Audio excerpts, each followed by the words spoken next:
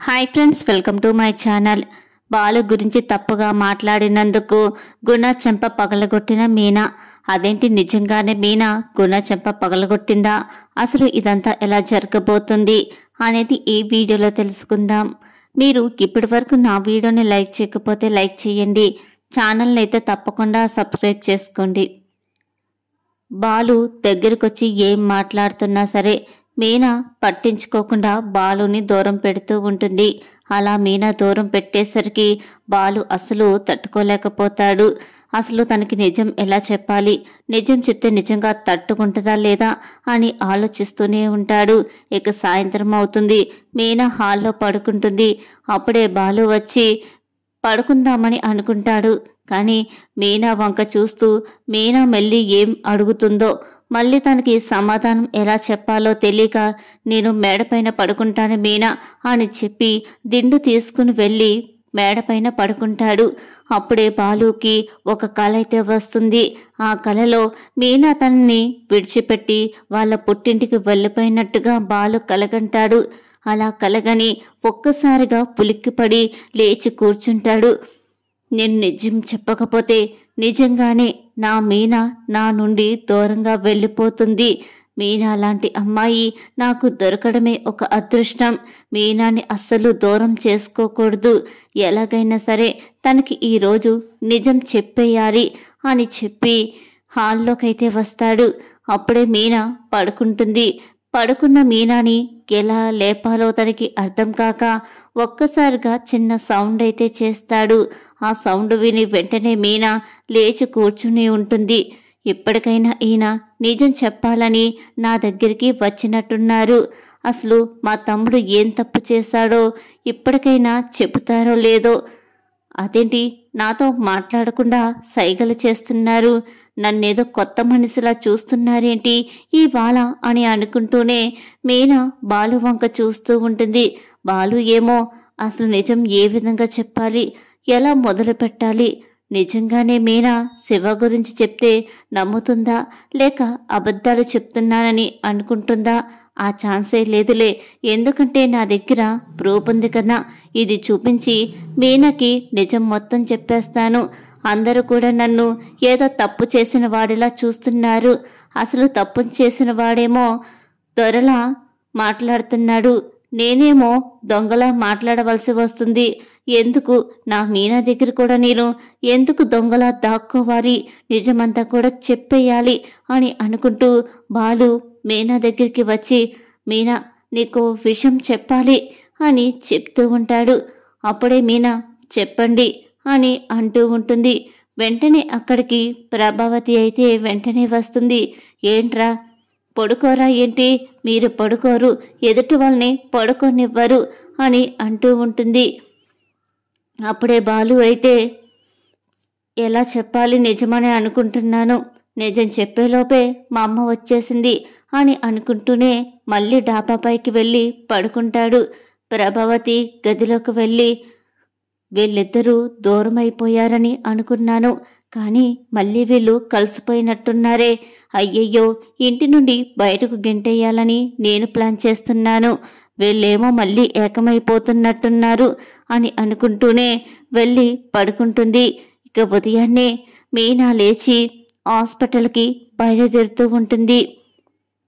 రోహిణి పార్లర్కి వెళ్ళి కూర్చునుంటుంది. అప్పుడే విద్య వచ్చి రోహిణి రోహిణి అని పిలుస్తూ ఉంటుంది. కానీ రోహిణి ఏమాత్రమో కూడా పట్టించుకోదు.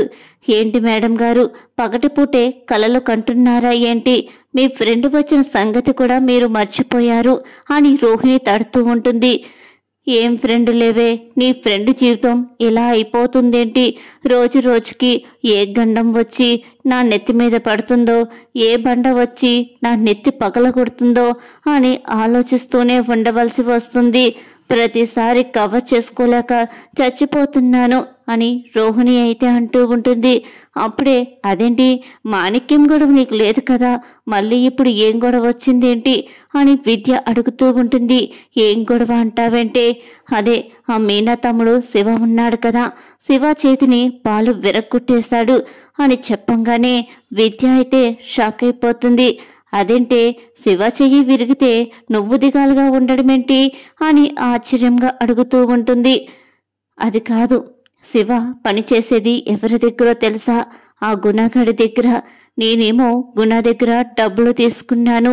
ఇప్పుడు ఆ శివగాడు ఏమాత్రమో నోరు జారి నేను డబ్బులు తీసుకున్నాననే విషయం ఎక్కడ మీనాకి చెప్తే మీనా ఇప్పుడు చాలా గొడవ అయితే చేసేస్తుంది. మళ్ళీ మా ఇంట్లో ఒక పెద్ద సీన్ క్రియేట్ అవుతుంది. అదే నా భయమంతా. ఇప్పుడు శివ నోరు జారినా, ఆ గుణగాడు నోరు జారినా నేను అడ్డంగా బుక్ అయిపోతాను. మళ్ళీ టెన్షన్ మొదలైపోయింది రోహిణి. అందుకే ఏం చెయ్యాలా అని ఆలోచిస్తున్నాను అని చెప్పంగానే వెంటనే విద్య ప్రాబ్లం వచ్చినప్పుడే సాల్వ్ చేసుకోవాలి. ఎప్పటి నుండి నువ్వు ఆ ప్రాబ్లం ఎలా వస్తుందా అని ఆలోచిస్తూ ఉన్నావంటే టైం అంతా వేస్ట్ అయిపోతుంది, నీ మైండ్ అంతా పాడైపోతుంది. సరేనా రోహిణి అని చెప్పి ఇక తన పనిలో తాను చూసుకుంటూ ఉంటుంది. హాస్పిటల్కి వెళ్ళిన మీనా అయితే ఏరా శివ ఇప్పుడు కొంచెం పర్లేదు కదా అని అడుగుతూ ఉంటుంది శివాని. పర్లేదక్క, ఇప్పుడంతా బాగానే ఉంది. ఏంటి బావ రాలేదా నన్ను చూడటానికి? బావకి నా మీద ఇంకా కోపం తగ్గలేదా అని అడుగుతూ ఉంటాడు శివ ఏమీ తెలియనట్టుగా. అప్పుడే మీనా, నువ్వు చిన్నవాడివైనా మీ బావంటే నీకు ఎంత ఇష్టంరా? నీ చెయ్యి విరిచేసినా కూడా మీ బావని అడుగుతున్నావు. కానీ మీ బావ మాత్రం నువ్వేదో పరాయి వాడిలాగా, నీ మీద ఏదో శత్రుత్వం ఉన్నవాడిలాగా చూస్తున్నారు. అదే నాకు ఏమీ అర్థం కావటం లేదు అని వీణా అంటూ ఉంటుంది. అప్పుడే పార్వతి, ఏమ్మా అల్లుడు గారు అసలు ఎందుకు ఇలా ఉంటున్నారు? బాగా మారిపోయారు, చాలా మంచివాడైపోయాడు అని చెప్పావు కదా, మరి ఏంటిది అని మీనాని నిలదీస్తూ ఉంటుంది. ఏమోనమ్మా, నాకేమీ అర్థం కావటం లేదు అని ఇద్దరు కూడా మాట్లాడుతూ ఉంటారు. అప్పుడే గుణ అయితే హాస్పిటల్కి వస్తాడు. శివ దగ్గరికి వచ్చి, ఏం శివ బాగానే ఉన్నావు కదా అని అడుగుతూ ఉంటాడు. బాగానే ఉన్నాను శివ అని చెప్తూ ఉంటాడు. శివ అయితే వెంటనే పార్వతి దగ్గరికి వచ్చి, ఏమ్మా మీకు డబ్బులు ఏమైనా కావాలితే నాకు చెప్పండి, నేనంతా కూడా సర్దుతాను అని చెప్పంగానే వెంటనే పార్వతి, ఏమీ అవసరం లేదు బాబు, మేము డబ్బులన్నీ కూడా కట్టేశాము అని చెప్తుంది. అదేం కాదులేమ్మా, అవసరమైతే తీసుకోండి, మీరు ఎంత తీసుకున్నా పర్వాలేదు, నా ఫ్రెండ్ కోసం నేను ఎంత డబ్బైనా ఖర్చు పెడతాను అని హుందాగా చెప్తాడు. అప్పుడే పక్కనున్న మీనాని చూసి, ఈవిడేనా మీ అక్క అని అడుగుతూ ఉంటాడు. బావొచ్చేమో చేతులు కాళ్ళు ఇరగ్గొట్టడం, అక్కేమో వచ్చి పరామర్శించడం ఏమీ తెలియనట్టుగా, ఇదంతా కేవలం మీ బావ వల్లే కదా జరిగింది, నువ్వు ఈ పరిస్థితికి రావడానికి కారణం మీ బావే, అయినా కూడా మీ అక్కని దగ్గర పెట్టుకుని ఉన్నావు కదరా, నువ్వు ఎంత గొప్ప మనసురా, మీ బావ ఎంత కోపిష్టైతే ఇలాంటి పని చేసుంటాడు, సొంత బామ్మర్దినే చెయ్యి విరగ్గొట్టాడు, రేపొద్దున అక్కని ఏమీ చెయ్యకుండా ఉంటాడా? రేయ్, నీకొక సలహా ఇస్తున్నాను, ముందుగానే మీ అక్కని మీ పుట్టింటికి తెచ్చేసుకో, లేకపోతే ఏదో ఒక రోజున మీ అక్కని ఏ చేతిలో కాలో ఇరగ్గొట్టడమో లేక చంపినా చంపేస్తాడు. వాడసలు తాగితే వాడు ఏం చేస్తాడో వాడికే తెలియదు కదా, వాడంత మూర్ఖుడే ఇంకెక్కడా ఉండడు, వాడు ఎంత పరమ దుర్మార్గుడు అని గుణ అయితే బాలుని తిడుతూ ఉంటాడు. అప్పుడే మీనా గుణ దగ్గరికి వచ్చి ఒక్కసారిగా గుణ చెంప పగలగొడుతుంది. వెంటనే గుణ, ఏయ్ నన్నే కొడతావా అని రివర్స్ అవ్వబోతూ ఉంటాడు. కొట్టాలా చంపాలా? నా భర్త గురించి ఇంకొక మాట మాట్లాడావంటే నిన్ను ఇక్కడే చీరేస్తాను అని అంటూ ఉంటుంది. వెంటనే శివ అయితే, ఏంటక్క, ఏంటి నా ఫ్రెండ్ మీదే చేయి చేసుకుంటున్నావు, నువ్వు నీ భర్త పార్టీయేలే అని అంటాడు. నోరు ముయిరా, మీ బావ ఏ తప్పు చెయ్యకుండా నిన్నేమీ కొట్టుండడు, ఆయన ఏదో చెప్పాలని మదన పడిపోతున్నారు, అంటే నువ్వు నాకు తెలిసినంత వరకు నువ్వు ఏదో పెద్ద తప్పే చేశావు, అందుకే ఆయన చెప్పలేకపోతున్నారు.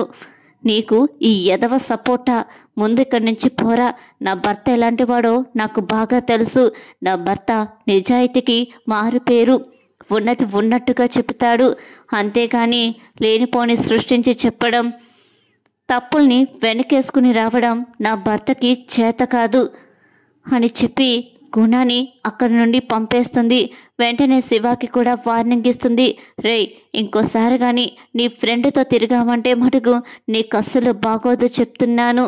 ఇదే నీకు లాస్ట్ వార్నింగ్ అని చెప్పంగానే ఏం చేస్తావక్క, ఏం చేస్తావు అని అంటూ ఉంటాడు. మీనా మీద తిరగబడిపోతూ ఉండగా ఒక్కసారిగా పార్వతి వచ్చి ఒక్కసారిగా శివ చెంప పగలగొట్టి, ఏంద్రా ఇవాళ కొత్తగా మాట్లాడుతున్నావు, అక్కకే ఎదురు తిరిగి మాట్లాడుతున్నావా, నువ్వు నోరు మొయ్ అని చెప్పి శివ నోరు మొయ్యిస్తూ ఉంటుంది. ఈ విధంగా గుణ మీనా కొట్టడంతో అందరి మీద పగ పెంచుకుంటూ ఉంటాడు. వీళ్ళని ఏం చెయ్యాలి, కుటుంబం అంతా కూడా నా పరువు తీస్తున్నారు అని అనుకుంటూనే గుణ అక్కడ నుండి వెళ్ళిపోతాడు. ఇది ఇవాళ సీరియల్ ఎపిసోడ్. ఈ వీడియో మీకు నచ్చిందా? అయితే లైక్ చేయండి. ఛానల్ని అయితే తప్పకుండా సబ్స్క్రైబ్ చేసుకోండి.